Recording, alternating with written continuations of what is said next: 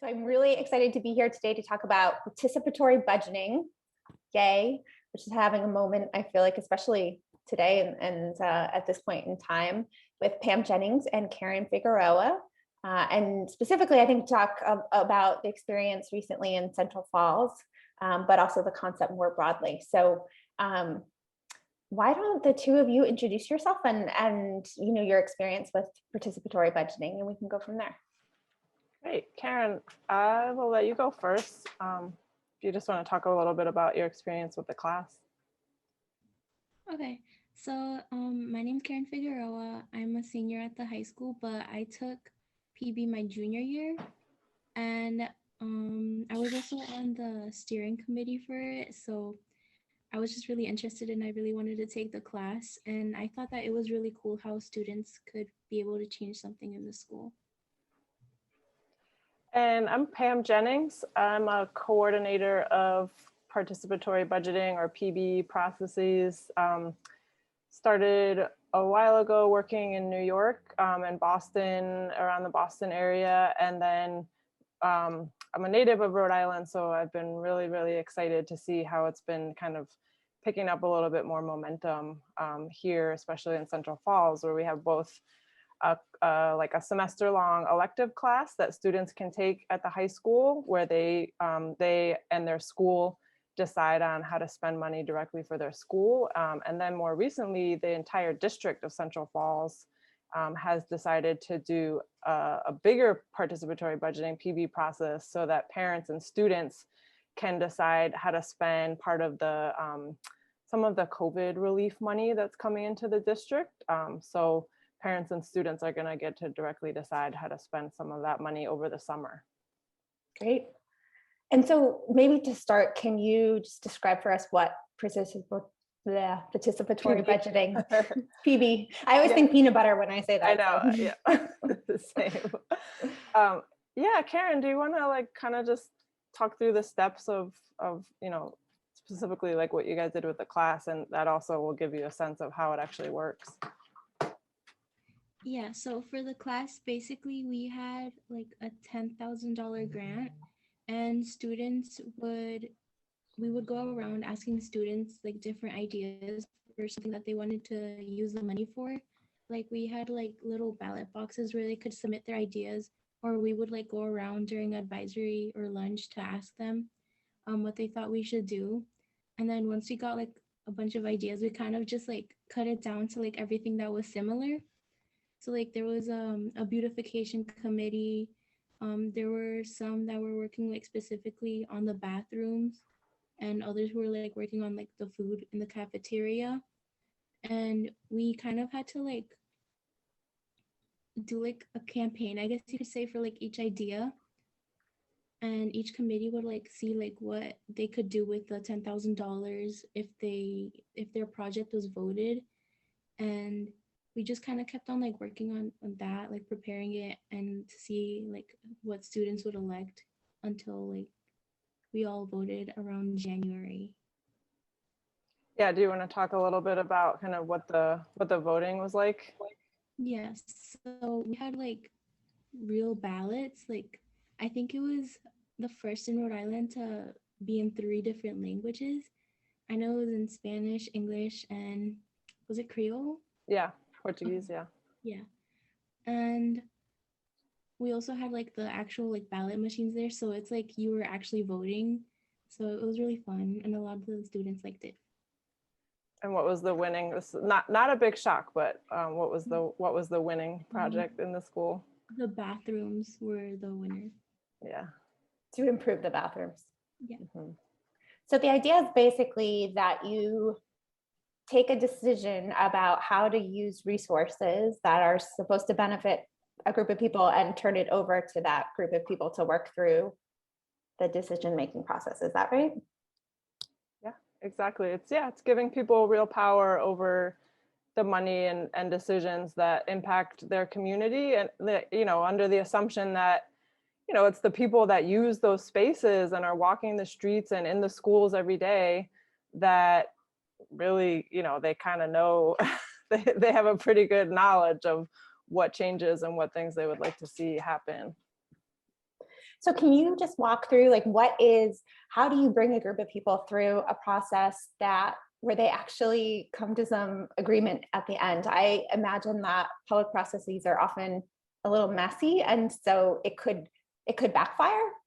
And I'm guessing based on, Karen's reaction so far that wasn't true. So I'm just curious how that process works.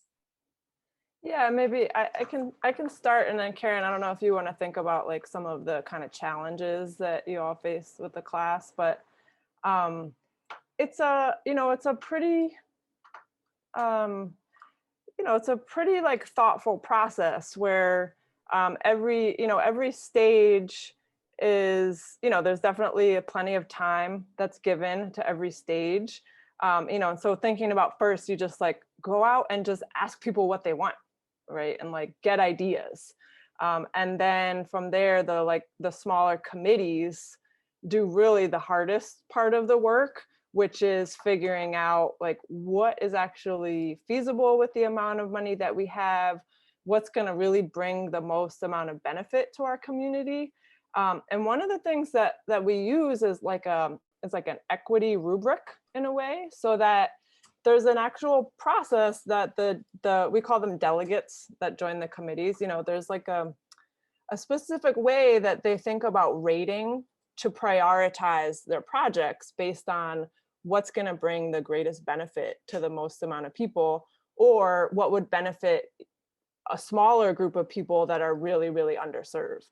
And so they go through this process where they actually like rate all of the different ideas that are collected to narrow down the list. Because, sometimes you end up with like a couple hundred ideas. And so we have to have a way to transparently narrow down that list. So so that can get complicated. We make sure that there's always facilitators that are there helping to guide those conversations, so that when committees kind of get stuck, and maybe there's some disagreement, the facilitators can help to kind of work through that. And then the idea with the vote is that there's a finite amount of resources. We can't fund everything we would like to be able to fund. And so if we put it back out to the community, and make sure that we have resources to do outreach, to make sure that we're getting like a good representation of the community in the voting process, then we can feel pretty confident like the outcomes of the vote are actually what the will of the community is. And do you think, Karen, that it worked that way? Yeah, I feel like the hardest part was really just like narrowing down the ideas, because I think we had over 300 ideas in total, and a lot of them were like really similar, so we could kind of combine them. And since like we had like the budget of 10,000, a lot of them were also out of the price range. So in like that case, it did make it a little easier to cut them down, but that was definitely the hardest part. That's great. So at the very end, we have a lightning round, but before we get to that, which is super fun, I have a last question for each of you. Pam, I'm wondering, like, where would you like to see PB, I'm not even going to attempt to say it, go in Rhode Island next? Like, if this were really to take off, what would that look like? I think, I think there's a lot of spaces in more at the municipal level that I would like to see this happen. So far in Rhode Island, it's just been happening kind of within the schools and school districts. But in a lot of other places around the country and around the world, it does happen on at the municipal scale, sometimes even more like a state or country level. But I would love to see this grow so that all the residents of a community or neighborhood or city would be able to take part in this, kind of broaden it out just like the school districts that we've been working in so far. I think that it has a lot of potential as a tool that helps to build equity in our communities, because like we were explaining, we're really giving direct decision-making power over to the residents that feel the issues the most. Right. Which sounds completely logical, but often it is not Right. the case. Decisions are made from, on high and not really the results of them are not experienced by the people making them. So Karen, I really want to know what happened with the bathrooms. That's the first part of my question, and how you and your fellow students reacted. And I'm curious, what you're a senior now, so what you would hope. Do you want to do this again? Where are you going? And do you think that you'll be, what will you be taking with you from your PB experience? So the bathrooms, like, I feel like the worst part of the bathrooms were definitely the mirrors. Like, if you like look into like your reflection on like aluminum and on aluminum sheet, like that's how the mirrors were. So now we finally have like real mirrors, and I know a lot of like the kids really like that because they can finally see if they like look decent when they're going to their Have next. food stuck in their teeth or whatever. And we also finally have soap and like enough paper towels and toilet paper in the bathrooms, which was something like most of the time we didn't have any of that. And I'm going to, like, in the fall, I'm going to Salve Regina University, and I'm gonna major in political science. I definitely do PB again. I really love it. And Fam and like Jessica Vega, they're really awesome mentors, and they really helped me learn to like believe in myself more. So I feel like I can like take that like onto my campus and like do more with it on campus or just like with other students. Yeah. That's great. Good luck. I don't think you'll need it, but. So I have a couple questions for you, and just feel free to just answer super quick. First thing that comes to your mind. I'd love to have you both answer, but if you want to take a pass, you're welcome to do that too. But my first question is, what's the first thing that comes to mind for you when I say local? I just think of Central Falls. I guess government. And what's your favorite local business, your go-to local business? It's a tough one. Karen, do you have one? I don't think I have one. Maybe El Paso. What was it? El Paso. It's like they have Mexican food mostly, and they have some Guatemalan and Salvadorian food there too. In Central Falls? Yeah. Great. Pam, do I you was have one? gonna say that's a really hard question, but one of them would have to be a restaurant near my house called El Eden, which is I think that it might be a Dominican restaurant in the Mount Pleasant neighborhood near my house, where I frequently eat. Okay, those are two good recommendations. Yeah. So what does, when community to you means, fill in the blank?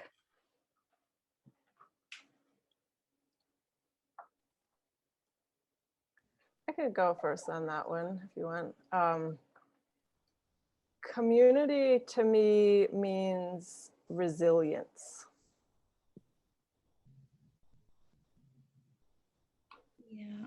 To me, community means home. Nice. And what's the first thing that comes to mind when I say wealth?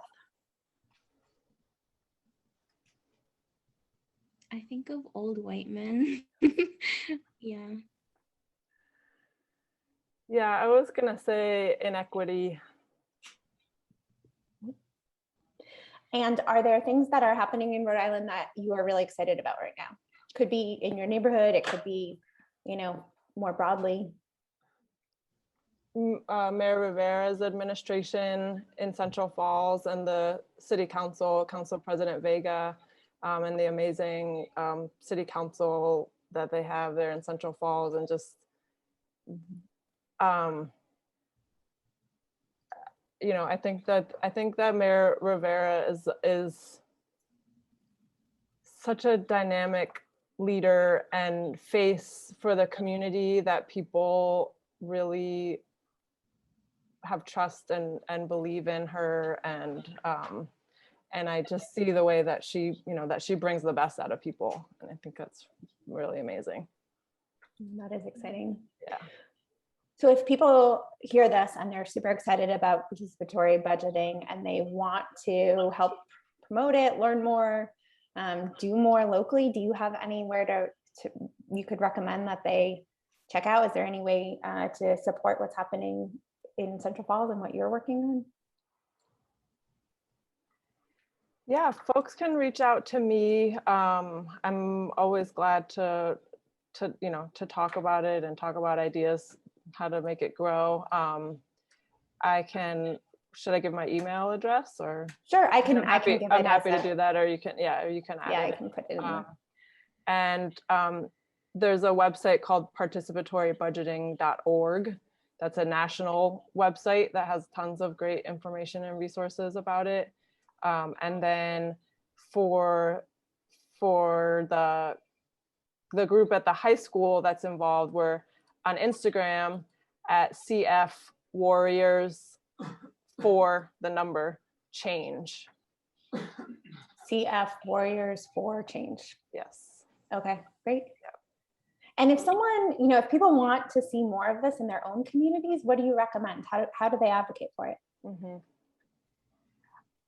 I think it's a combination of things, right? Because there has to be both grassroots support and interest in doing this. So, you know, there's a lot of, it's a big ask of community members to get involved. You know, there's a lot of different ways for the community to get involved and have a say. So there has to be interest on the grassroots level, and then there also has to be interest on the, you know, at the level of the politicians to give up some of their power over, you know, over decision making.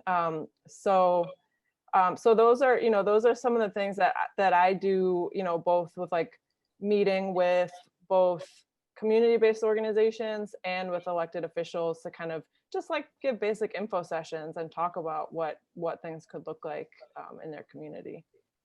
And it seems like, as you said in the beginning, with the money that's coming into the state, either recovery money or, you know, big infrastructure bills like that, those could be really good opportunities right now to test this out. Yeah, exactly.